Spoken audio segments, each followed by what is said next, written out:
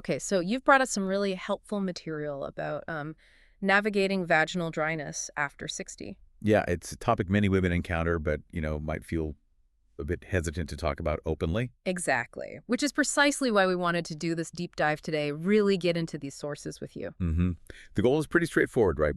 Pull out the key information, the workable solutions. to help understand and, well, deal with this common experience. And it is common. It's worth saying again, if this is something you're dealing with, you are definitely not alone. Over half of women postmenopause experience it. Wow, over half. Okay, so let's start right there. What exactly is vaginal dryness? Simply put, it just means there's less natural lubrication in the vaginal tissues. Okay. And that lack of lubrication can lead to, well, discomfort, sometimes significant discomfort, especially during intimacy. It's not some rare thing at all. Got it. And why does it happen so often after 60? The material points pretty clearly to estrogen levels, doesn't it? Yeah, that's the primary driver. The natural decline in estrogen as we age is the big one. It's just a normal part of biology. But it's not always just estrogen, right? The info also mentions other potential factors. That's a really important point. Things like certain medications, stress levels, even some health conditions like diabetes can contribute or make it worse. So it can be multifaceted. Definitely. And the impact.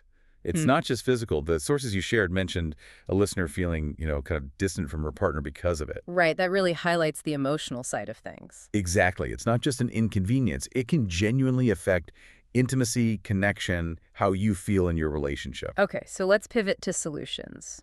What are some first steps someone could take? The info highlights over-the-counter options. Water-based lubricants are mentioned as a key first-line approach. Easy to find. Like KY Jelly, Astroglide, those familiar names. Yep, those exact ones. They're Yep. widely available, generally safe. The advice is pretty simple. Apply before intimacy to reduce friction and discomfort. Makes sense. A practical first step. But what about longer-term relief? Right. For more sustained help, the material discusses medical routes. There are vaginal moisturizers, which are used regularly, not just during sex. Okay. And then there are treatments involving estrogen, often applied locally as creams. In some situations, broader hormone therapy might be discussed. But the crucial thing here seems to be Talking to your doctor. Absolutely. The sources really emphasize that. Consulting a healthcare professional is key to finding what's right for you. yeah, that story about the 61-year-old listener finding relief with a low-dose estrogen cream really drives that home. It's about personalized advice. It really is. And it shows that effective treatments are out there. So beyond lubricants and medical treatments, the information also touches on lifestyle adjustments, right? Yeah. Some self-care steps. Yeah, some practical things. Staying well hydrated, always good advice, but relevant here too.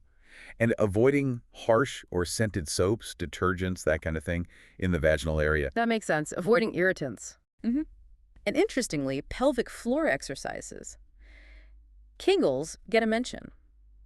They can apparently help improve circulation down there. Oh, interesting. And diet comes up too. Specifically, getting enough omega-3 fatty acids. Think salmon, flax seeds, good for overall vaginal tissue health. So these lifestyle bits, they kind of support overall vaginal health. Exactly. They're not magic bullets on their own, perhaps, but they contribute to comfort and health. And building on that idea of holistic well-being, communication. Ah, yes, talking with your partner, that came up strongly. Very strongly. The experience shared by that 65-year-old listener, how talking about it actually deepened their emotional bond. That's powerful. It really is. Suggests vulnerability can actually strengthen intimacy. Totally. And the sources also suggest practical things couples can do together, like maybe longer foreplay, focusing on sensual massage, finding other ways to connect intimately. Exploring intimacy beyond just intercourse, maybe? Precisely. It's about adapting and keeping that connection strong. So when we pull it all together, what's the main takeaway here? I think the big picture is experiencing vaginal dryness after 60 is, well, normal. It's common. But, and this is the important part, it doesn't mean you have to give up on an enjoyable, comfortable, intimate life. Right. There are solutions, lots of them, actually. Exactly. From readily available OTC products to medical options and those supportive lifestyle changes we talked about, there are pathways forward. So, connecting this back to you, our listener, the hope is you feel empowered. Yeah, empowered to address it if it's affecting you, to explore the options, and to maintain that really important aspect of connection and well-being. It's about feeling confident, feeling loved, and embracing intimacy truly at any age. So, as you think about everything we've discussed, what's one thing that really resonates with you? Or maybe what's one aspect you feel inspired to explore a bit further on your own?